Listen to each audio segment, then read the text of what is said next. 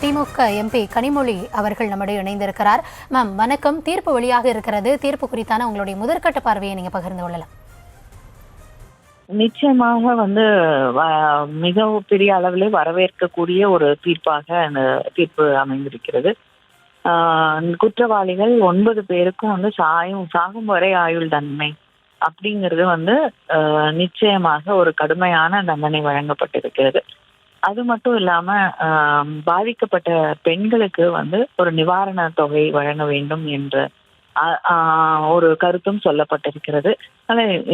இது நிச்சயமாக வரவேற்கக்கூடிய ஒரு தீர்ப்பு.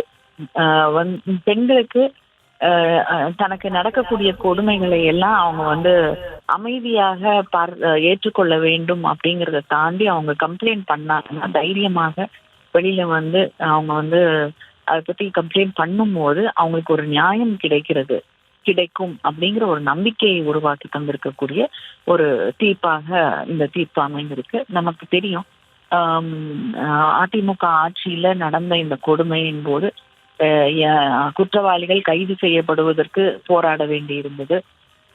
அதுக்கு மேல அவங்க மேல நடவடிக்கை எடுக்கிறதுக்கு எல்லாத்துக்கும் தொடர்ந்து திராவிட முன்னேற்ற கழகமும் மற்ற இயக்கங்களும் மக்கள் செய்தி ஊடகங்கள் இதற்கு அத்தனையும் இணைந்து நடத்திய போராட்டத்தால் கிடைத்திருக்கக்கூடிய நியாயம் இந்த நியாயம்.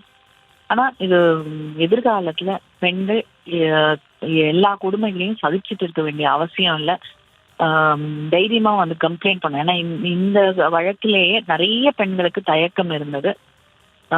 போன்ல இருக்கக்கூடிய நிறைய தகவல்களை வச்சுதான் இன்னைக்கு டெக்னாலஜியை யூஸ் பண்ணி தான் இந்த வழக்குல பல விஷயங்களை வெளியே கொண்டு வந்திருக்காங்க. பெண்களுக்கும் ஒரு பாதுகாப்பாக அவங்களோட அடையாளங்கள் வெளியில வராம இருக்கக்கூடிய நிலையிலே இன்னைக்கு இந்த தீர்ப்பு வந்திருக்கு அப்படிங்கிறது ஒரு மிகப்பெரிய நல்ல விஷயமா நான் பார்க்கிறேன்.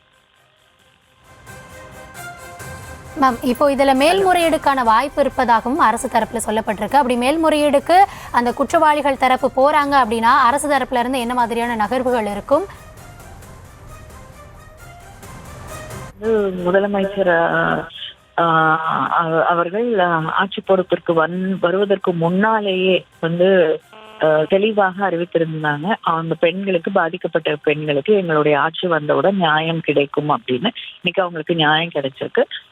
மேல்முறையீட்டிற்கு குற்றவாளிகள் தரப்புல சென்றாலும் அதை நிச்சயமாக எதிர்த்து தமிழ்நாடு அரசு அந்த பெண்களுக்கு எந்த பாதிப்பும் வராமல், கிடைத்திருக்கக்கூடிய நியாயத்திற்கு எந்த பாதிப்பும் விடாமல் நிச்சயமாக நியாயத்தை பெறுவார்கள்.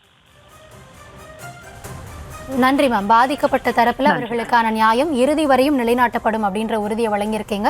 இணைப்பில் உங்களுடைய கருத்துக்களை பகிர்ந்து கொண்டமைக்கு மிக்க நன்றி.